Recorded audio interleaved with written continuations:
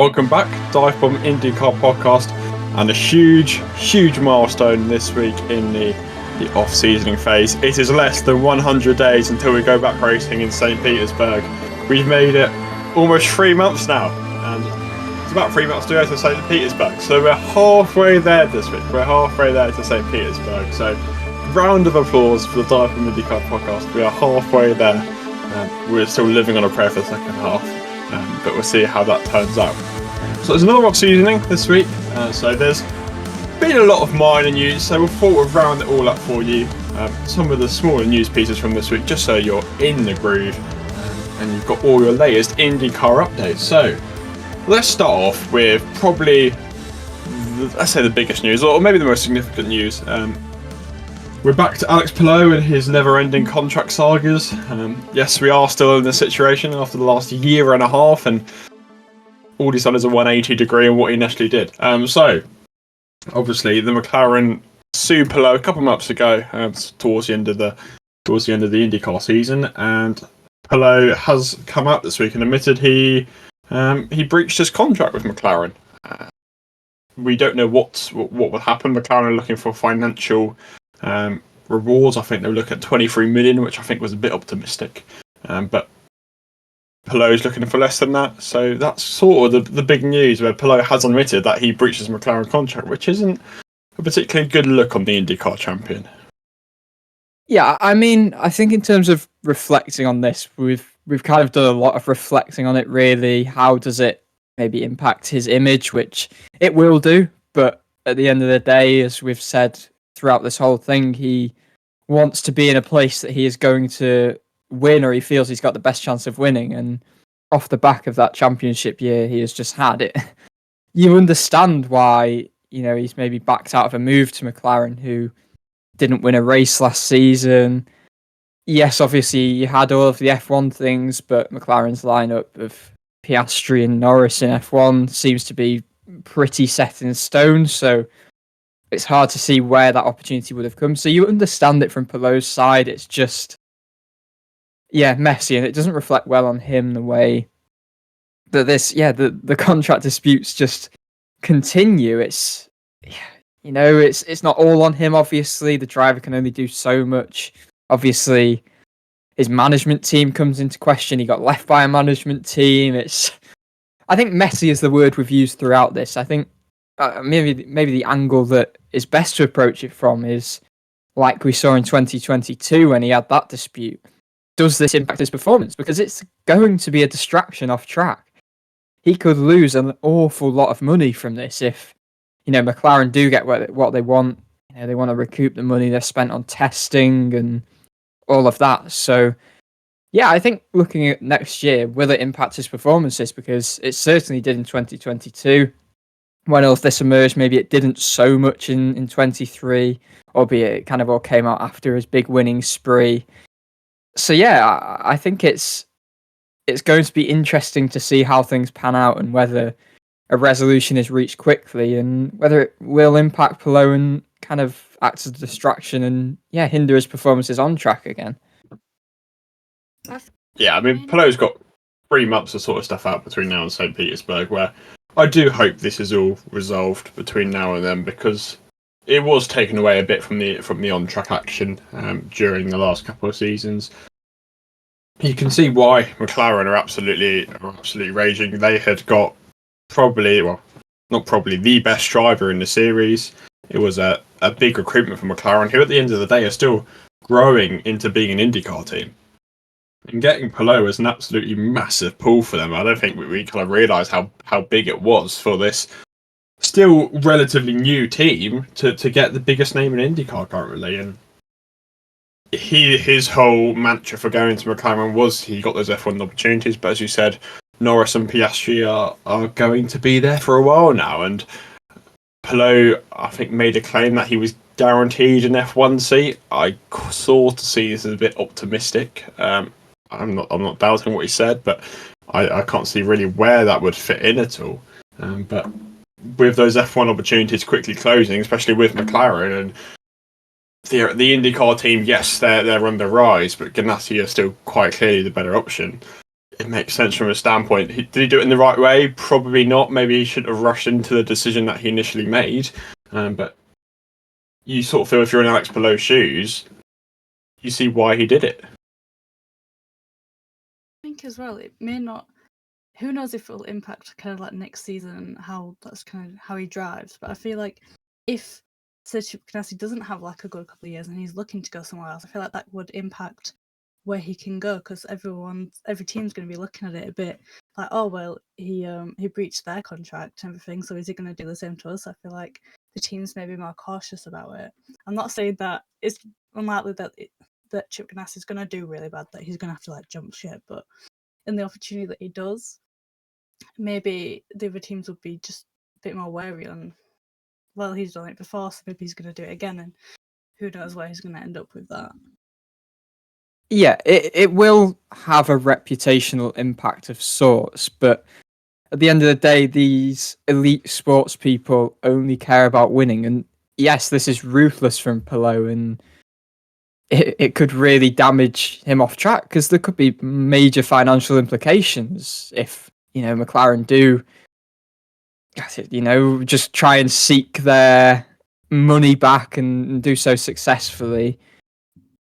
But yeah, it's a hard one to really unpick. There's obviously probably going to be a lot of details that we'll never find out about it. The whole guaranteed an F1 ride, I personally don't see that. I think it suggested that maybe it was a verbal thing, and you're not exactly going to prove that. But yeah, no, I think you can look at it from the side that, yeah, Palou has just been ruthless because he wants to win. And yeah, I don't know what more we can really say on it. I think it's become an exhaustive situation. It's not something you really want to be happening. So yeah, it's messy, as we have said through the whole process. Did we ever find out how long Palou's new contract is? No, I don't think so. Was it ever even formally announced? I don't feel like it was. Not apart from really. Chip kind of said it at Portland, didn't yeah. they? But yeah, it's Did, never really. yeah. But they've said in releases since he's going to be the driver. I feel like I heard somewhere a 3-year, but I'm not really sure, because yeah, as you said, it wasn't really ever announced. It was just Chip's. Yeah, he's going to be in there next year, and that was kind of taken as gospel. So yeah, I don't know. If 3 years feels like a long time if he's gone for a 3-year deal, but nowadays the IndyCar market's a bit like Formula One. What's Kirkwood up to? 2027? Is it? Yeah, something like that. Yeah, I heard it's 2026, I think, and then so you've got some long-term deals going in IndyCar, so it's becoming a bit like that nowadays. So there you go. Let's look at the other side of the McLaren F1 equation. Maybe that's the right word. Where Palou obviously left a vacancy at the reserve role, and as we kind of expected, that's gone to Pato O'Ward. And O'Ward's been with McLaren at the Abu Dhabi Grand Prix. He did the free practice 1 session, and then he did the post-season test as well with McLaren. And he was pretty strong. Actually. He did, I think he finished 15th in FP1. He wasn't too far off the pace of Oscar Piastri, but really impressed in the post-season test. Finished second, just behind Esteban Ocon, and that's not a bad effort at all for O'Ward. Puts him in good stead ahead of a 2024 reserve role. I think FP1 was super impressive because I think it was only about half a second off Piastri, and obviously Piastri has received an awful lot of plaudits. And then, yeah, obviously it's not always the most representative testing, but to finish second behind only Esteban Ocon in a field full of, quite a lot of full-time drivers is an excellent reflection on A, Pato O'Ward's talent, but B, the depth of talent in the IndyCar field, because this is a guy who didn't win a race, even though he probably should have done this season. He finished 4th in the championship. There's drivers who who had better seasons than him, and here you go. You've got O'Ward finishing second in an F1 test, which this is regarded the pinnacle of motorsport with some of racing's greatest talents. So it's good for IndyCar, I think. But obviously, looking in the future, we don't really want to lose O'Ward in IndyCar. However, going and putting in such a strong performance in an F1 car in official sessions against a lot of full-time drivers is it's good. It really displays, the pedigree of the IndyCar field, I feel. O'Ward made a lot of comments actually about going into F1, and he mentioned quite a lot about the work he's put into his neck, because obviously all the significantly higher G forces that they do experience in Formula One cars, you just see the grip and the downforce. And it was actually really interesting. He said it was the first time, so he did the free practice in 22 and he did the post test in 21. He's kind of said this was the first time where he feels like he drove the car rather than the car drove him, which kind of shows that we feel IndyCar and Formula One are similar, but yet the cars are still completely worlds apart in the way they're made. Sort of IndyCar's challenging in very different ways. The lack of power steering and sort of the hotter conditions, whereas F1's more of a sort of a challenge on your neck and your actual bodily strength. Which was quite interesting, but as I said, did very well in FP1, not too far off Oscar Piastri. He had a bit of a hairy moment coming to the final corner and won the laps, but it is Mr. Fast Hands, so he was absolutely fine there. And yeah, they're decent showing FP1. As we said, they're not really too representative. He was sort of doing work for Lando Norris over the weekend, and a good postseason test, which puts O'Ward in good stead. I wonder what his role is going to be in 2024. Obviously, Palou was expected to go to every race after the season ended. We saw him in Miami as well. So it'll be interesting. It'll be interesting to see what O'Ward does next season. Hopefully, we see him a bit more, because we do love a bit of IndyCar flirtation with F1. So let's hope it's going to be a long and successful relationship. An interesting point, actually, on this O'Ward thing is he spoke about afterwards. Let me try and find the exact quote. So he said, "I'm fully focused on what I have to do in IndyCar, because I want to give the 500 win to McLaren. I want to be one of the ones that gives it to them, because I've been with them for 4 years, starting my 5th next year. And it would be quite a Cinderella story to tackle the challenge in Formula One and be a contender, not just to come here and have fun." Now, as you mentioned, O'Ward would be a loss for the series, but would we want to see him go to Formula One, let's say 2-3 years down the line? I think it kind of works two ways. That it either goes very well or it goes very badly. Because if O'Ward goes to F1 and is really competitive, as we've just reflected on those, his test performance, his FP1 performance, if he goes and is competitive, is challenging Lando Norris, for instance, all of a sudden people are looking at IndyCar and thinking, well, given how competitive the field is, and it's by no means O'Ward's like dominating the field or anything. As I said, didn't even win a race last year.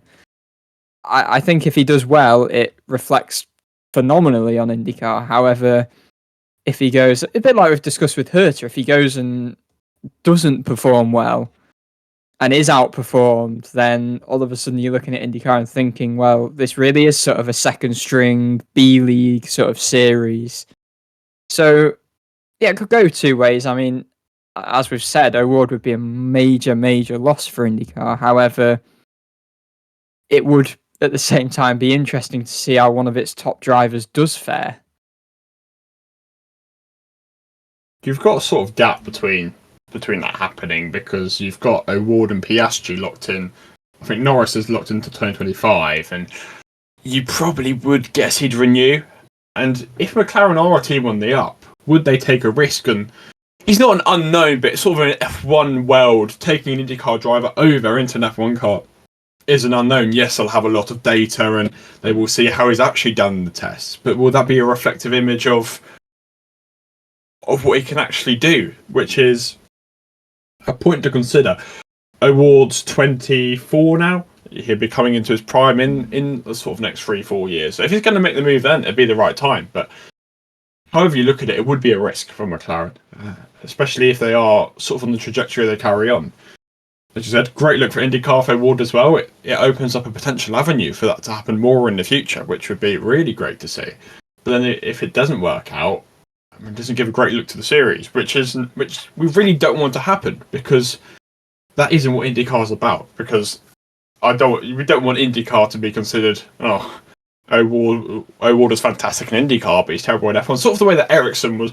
He wasn't very good in F1 because he didn't have the machinery, but he came in and won the 500, and people were like, "Oh, must be easy because Ericsson was terrible in F1. He won the 500." But as we all know, that isn't representative from an outsider's perspective.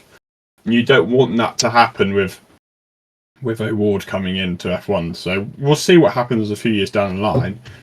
But I would love to see O'Ward in it, but at the same time, as you said, he would be a huge loss for IndyCar because he is just such a character, and is when he brings a huge fan base to the sport.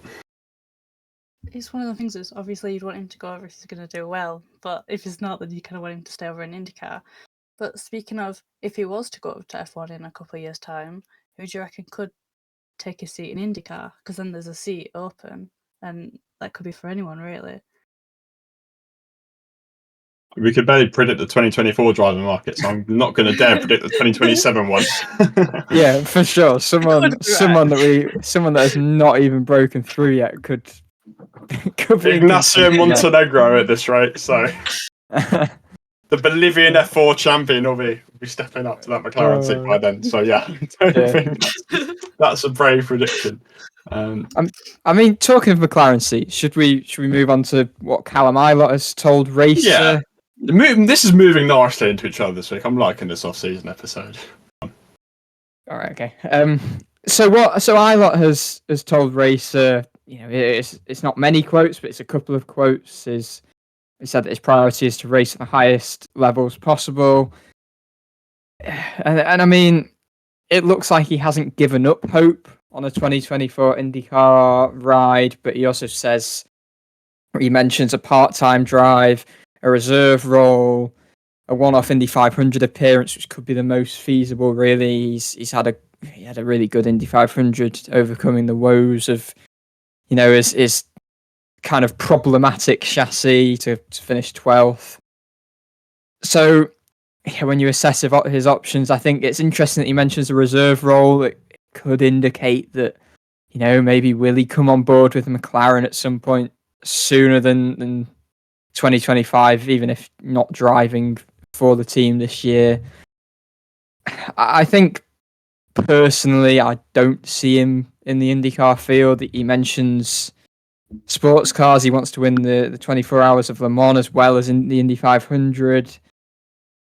He mentions the developments of sports car racing with the prototypes as being, you know, very exciting and something he'd maybe like to have more knowledge and experience of. So I can see him maybe dabbling into sports cars this year with, you know, no realistic, you know, competitive IndyCar seat there for him. I mean, Coyne are most likely going to want a driver on a multi-year deal because, as we've said, that's kind of the way it seems to be going, that multi-year deals are what teams are favouring. Ilott would probably just be a stopgap searching for a short-term deal ahead of possibly getting a more competitive drive in 2025. So would love to see Ilott in the field next year.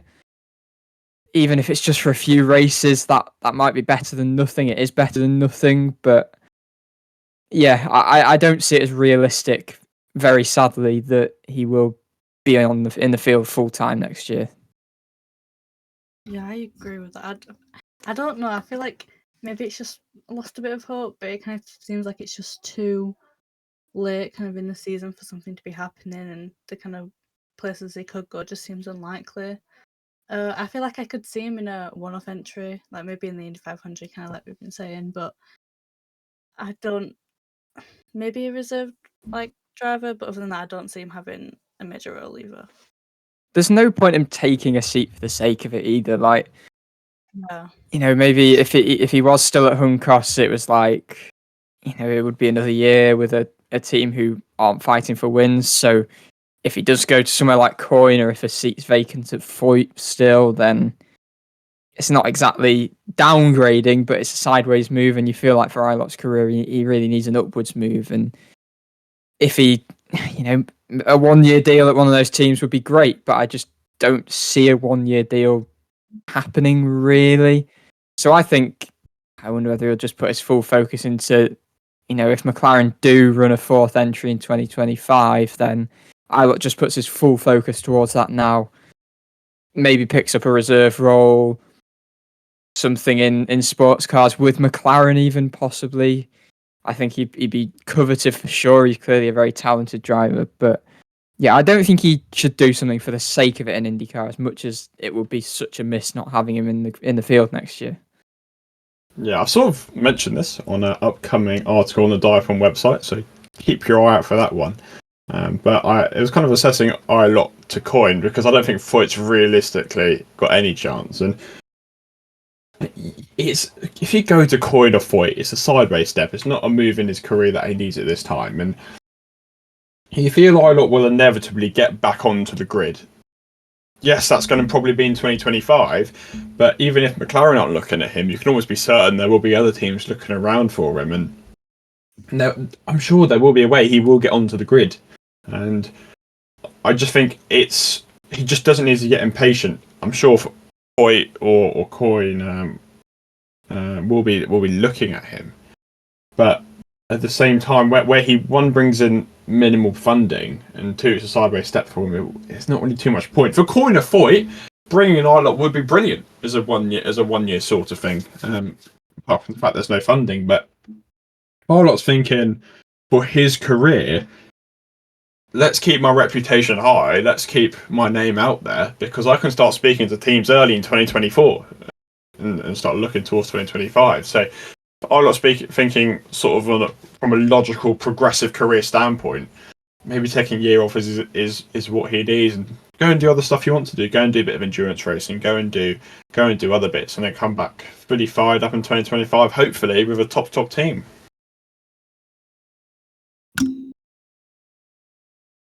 Let's get to the next bit. That's nugget of news, which is it's a bit of a weird one. So IndyCar posted a reel on Instagram. I think it was Instagram this week. It was. It was Instagram, there we are. Which is sort of up to the office when there's a meeting at 9 o'clock. One of those things, those classic reels showing when each person turns up. Now, it was a fairly normal reel, sort of the more entertaining content IndyCar is doing on their reels now. But it might be something that we've delved into too much. Me and Archie both noticed the same thing, so we thought it'd be worth bringing it up. Where there were drivers, the new 2024 drivers, sort of your Pietro Fittipaldis, your Kiffin Simpsons, Tom Blomqvist was there. But then there were 2023 drivers like R.C. Eneson, hasn't been confirmed for anything next year. Conor Daly was one. Yuri Vips, obviously, he's got the reserve role. Can't remember if there was anyone else in there. Off the top of my head, there might have been, but off the top. I'm just watching it now. I think you pretty much covered everyone there. Yeah. So those people were in there, and we're trying to hypothesize what sort of meeting is this? If you're looking towards 2024 and you've got drivers from this year, but also driver seaters from last year, why are they in the same meeting, which are presumably looking at the future? We've sort of hypothesised that we're not confirming anything, but is it a case of these drivers have seats which aren't confirmed? They would make sense. Eneson an Enable Motorsport entry, Daly a 500 only entry, and you've got, who's the one I mentioned? I can't even remember. There's some Vips, I think was someone I mentioned, but yeah, Vips could be a 500 entry as well. So the mysterious meeting. What is this all about? Did you mention Rob was there as well? I don't know. Rob, yes. Rob was the other one, actually, yes. So, with him, he's not confirmed either. Well, I think one thing it could be related to is, I saw on Daly's Instagram story, it is that time of year where they have their physicals, and I think it's basically like medical tests, that sort of thing. So they were, drivers were in Indy for that. So that is a possible explanation, is that it was possibly some season-ending thing for the drivers that have competed. Maybe something related to, I don't know, for the new drivers. You look at your Lundqvists, for instance, whether they need certain tests done in advance of next year. We don't really have any idea. I personally don't think it will be something to do with, they've been confirmed to be driving in the Indy 500 or even a full-time seat. I personally would suggest it's just something to do with like physical tests for drivers that either competed this year or are going to compete next year. don't think IndyCar would post a video that gave away announcements before they happen. And for the Indy 500 seats as well, I think indications really are that they aren't decided yet. There's a big pool of drivers, and you imagine there's quite a lot of discussions taking place. So, yeah, I mean, it's hard to really put a thing on exactly why they're all there. But I would say, given it coincides with the physicals, which I believe must have been that same day, because a lot of the drivers have been on holiday and stuff, so they will have had to be back for that. I would imagine it is just something to do with testing the drivers that either competed this year or are going to compete next year. Yeah, I've seen something along the lines of it's a meeting for next year, but they invited a bunch of drivers who are still looking around for a seat. So I can't confirm, but I've heard Harvey might have been there. So that would also make sense. It would also make sense. So potentially 24 meeting with those prospective. Obviously, the people weren't there. Palou wasn't there. Dixon wasn't there. O'Ward wasn't there. But it was an interesting piece. I think maybe we're reading into it too much, but it was just a slight little nugget from this week, which caught our attention. So worth bringing up. I think all of those drivers, bar Harvey, maybe Vips, we are looking at for a seat anyway in some form. So it wouldn't be too much of a surprise. But yeah, a nice little thing to read into. You can tell it's off season with these sort of observations. Talking of Conor Daly, let's bring up his updates. Yeah, so he said on this podcast that he is not actively pursuing a full-time seat, which I guess really is a shrewd move from him, because Daly's not someone who has loads of budget to bring to teams. He's essentially said that he's going to wait and see. Well, not really even wait and see. It'll be a bonus for him if a team contacts him, like asking for his services, because realistically, he's not naive. He knows that at the end of the day, if you don't bring budget, Coin want budget, or it would be wanting budget if they do still have vacancies, which is unclear. Daly knows that, and he's instead targeting a full-time move to the NASCAR Truck Series, which, again, it makes sense. He's getting in there, not necessarily early, but he's not leaving it too late that he suddenly won't have any options. I think it's intelligent from him, really, what he's doing. It's such a shame, because as we've spoken about so much, he's one of IndyCar's great personalities. You really want to have him around, but he's had such an unfortunate IndyCar career. He's kind of never been nailed down in one place.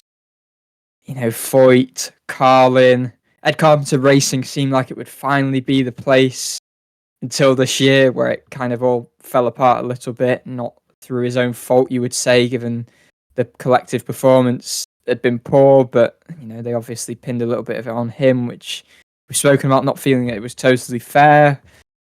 Yeah, you kind of feel like there's not been enough continuity. He's always seems to be chasing a new opportunity, and maybe a change of scene for him will be good, as long as we still get him in the Indy 500. And even, in the one-off basis, like we saw with RLL on the ovals, or filling in at Meyer Shank. But yeah, I really hope we see him in the 500, and I think that's possible. I mean, he's shown he can be a front runner in that race. Indy, born and bred. It would be such a shame not to at least see him for the Indy 500. But yeah, it's sad not to see him on the grid full time. But unless the opportunity comes to him, I don't think he's really chasing anything anymore, because he's, at the end of the day, being realistic. If I'm a IndyCar team owner and I've got a vacant 500 seat, I think Conor Daly's got to be one of the top entries on your list. He's a homegrown man. He's got the support of the Indiana crowd. Those couple of years where he took the lead and the crowd went crazy was always a sight to see. And not only that, he's good around Indianapolis. You could well argue it is his best track of the year, and he's mighty there. So if you're an IndyCar team owner, I think you've got to be looking at Conor Daly. I'm sure we'll see him there. I really feel Dreyer and Reinbold is I'm not going to say dead on, but I feel that's the most logical move for him looking at this point in time. And I feel Daly's been in IndyCar for a long time. Let's not hide the fact. I think I'm not going to say his time's up because it certainly isn't, but he's had his day. Now's the time to give others a chance, and I think it'd be great to keep him around the paddock, as you said. He did a bit of commentary for Formula One, and we said this before. We'd love him as a commentator for IndyCar. He'd be an absolutely fantastic addition.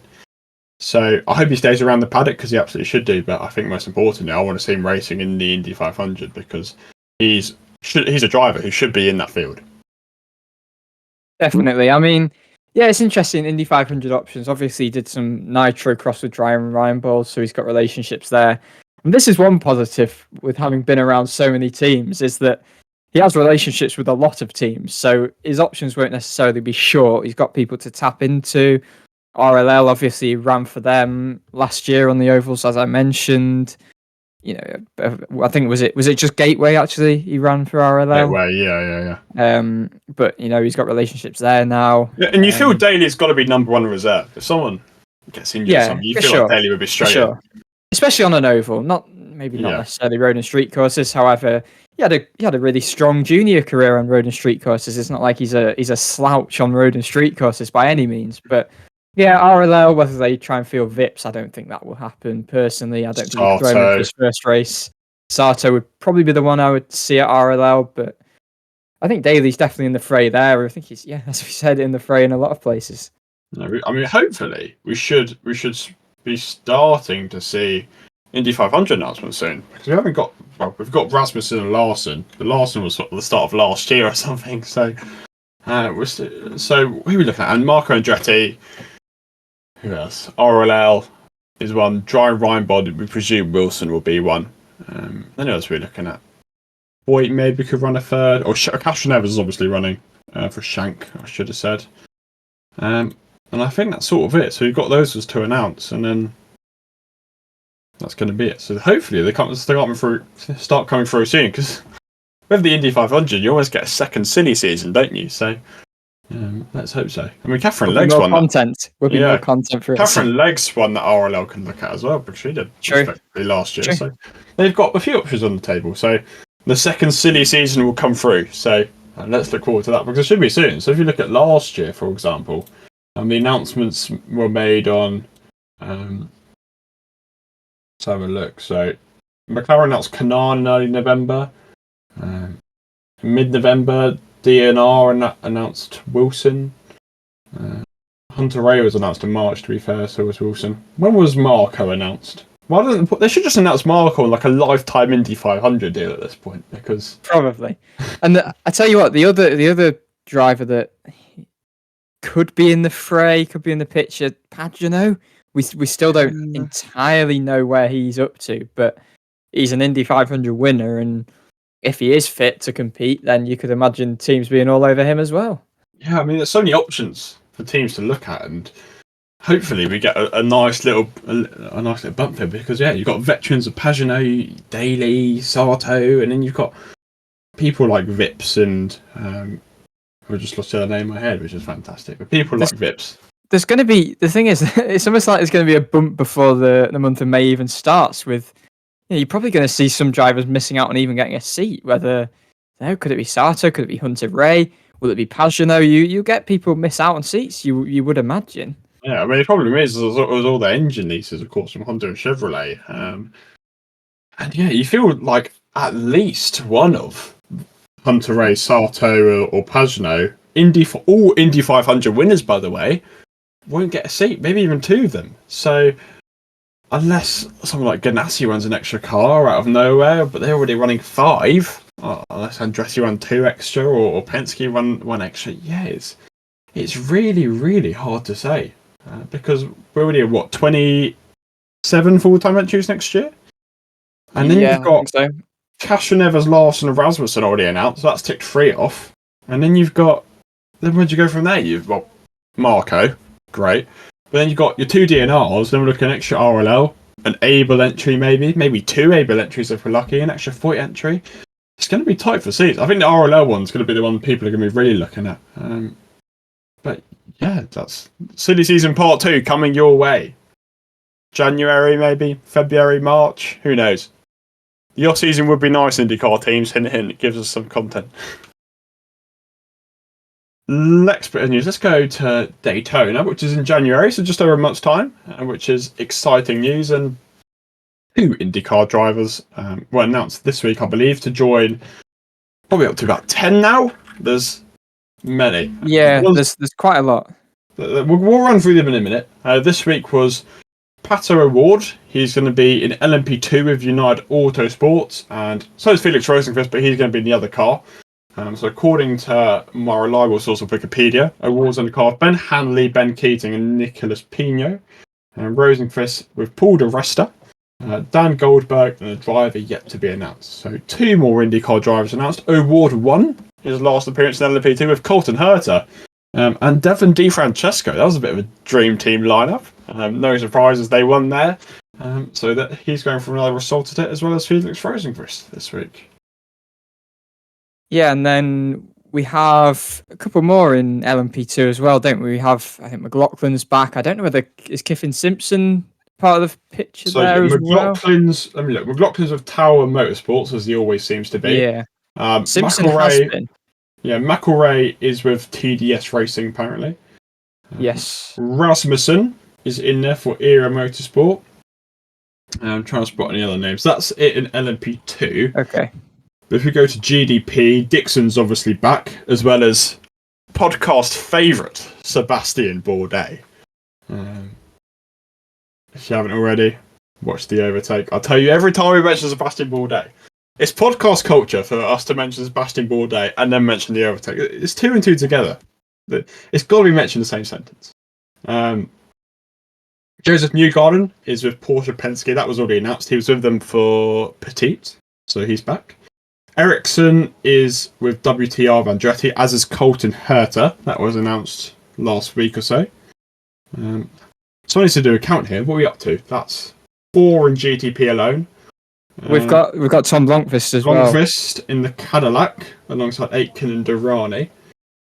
And then you've got the GTDs. And I believe Kirkwood's in there somewhere. Yeah, he'll be with, I would assume he's with Hinch and Rossi. Yes. Hinch and Rossi at Pfaff Motorsports. That'll be fun. That will be fun. IndyCar throwback to Jack Hawksworth. He's alongside Kirkwood. Yes. So many names in there. That's all I picked up on. I just wonder whether Kiffin Simpson may be somewhere. I don't know whether there's announced yet. Yeah, I don't know whether there's still announcements to come, but obviously he's done. Leg, is there? Yeah, obviously Simpson's done not yet, European Le Mans Series, hasn't he? And I think did he win that? Yeah, I think he did. I feel like he did. He did. That's LMP2, isn't it? Yes. Correct. So he has experience and pedigree there, and yeah, he'd been with Tower Motorsports in the past, but I don't think he's with them for the 24 Hours of Daytona this year. I think he was last year. He was. Was he alongside McLaughlin? I think he was. He was indeed. Yes. Yes, and Newgarden. We every year they need to make an IndyCar power team. So they had the O'Ward, Herta, DiFrancesco in the year before last, and now they've got Simpson, McLaughlin, Newgarden. So who's going to be this year? We're waiting on someone to make an IndyCar super team. Excellent. Right, last nugget of the week was IndyCar president. Is he president? No, he's not president. What is he? What's his job? I think he is Penske Entertainment CEO. There we are, Penske Entertainment CEO. Mark Miles. He's kind of responsible for all the organisation. He does a lot of the press conferences related to press releases. Now, he made a quite out of nowhere comment this week. I'll find the exact quote because I don't want to misquote anyone. This was to Racer. I've got it here. If you want me to... Go ahead. He said, "Hold on, let me find the actual good bit of it." He was mentioning Detroit, about the impact that they'd had in Detroit being bigger after the move from Belle Isle. So it was a very important, very impactful improvement. Then obviously there's a move downtown to Nashville next year, Milwaukee. But really the big thing he mentioned is kind of looking for a high impact, very different opportunity in 2025, which he says is too early to talk about at the moment, but they're looking for big events and big partners. And so he doesn't know whether it's in the red zone or inside the 50-yard line for any NFL fans listening. But yeah, apparently he says it's quite feasible. Yeah, looking for a new major event. Possibly even postseason 2024, he said. That's presumably Argentina. Yeah, I would imagine. But yeah, new major race in 2025. I can't remember. Sorry, yeah. That bit was relating to Argentina. Yeah, that bit about being in the red zone 50-yard line. That is about Argentina. So that is not related to the big event. But yeah, essentially IndyCar are looking for some major event. I think off the back of NASCAR obviously going to Chicago. So they said to battle NASCAR at Chicago and Formula One at Vegas, sort of magnitude. So a pretty significant event. Let's do Argentina very quickly. We haven't heard about it for a while. You feel like it's getting a bit late for them to announce it now, but I'd still love to see it. I think obviously there's a lot of logistics to do for it, but they seem quietly confident it's gonna happen. So let's hope it does. Yeah, Miles says that I think one of the issues was presidential election, which has not seemingly presented any challenges. So that's progress on that side. Yeah, I mean, obviously we've spoken about it in the past. It's something we'd like to see. It's tapping into the Canapino fan base. It can only be good for IndyCar, you feel. I mean, obviously it might not be favourable for some teams. There's the challenge of finding sponsors that operate outside the US. But yeah, I think in terms of trying to spread the reach of the series, moving, having one race in Argentina would, I feel like having an international race a year is something that they should target, really. Yeah, with the goal of making it a championship race, I think should be something on the priority list as well. Would be beneficial. Sorry, I was going to say, not going to lie, we've talked about it so much that I generally thought it had already been announced. And I forgot that it was still needed to be announced. But because I thought it's like Marco Andretti every year. Yeah.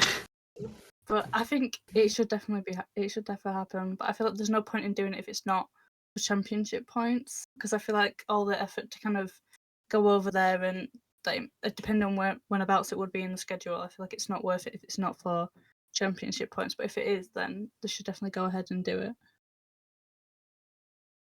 Right, let's go on to Miles's more interesting thing, which was about this new race potentially coming in 2025. I was thinking about this, and it slightly troubled me because you've already got that race. You've got the Indianapolis 500, the greatest spectacle in racing. So I don't see what the need is to create another major event when you've already got arguably the biggest race in the world.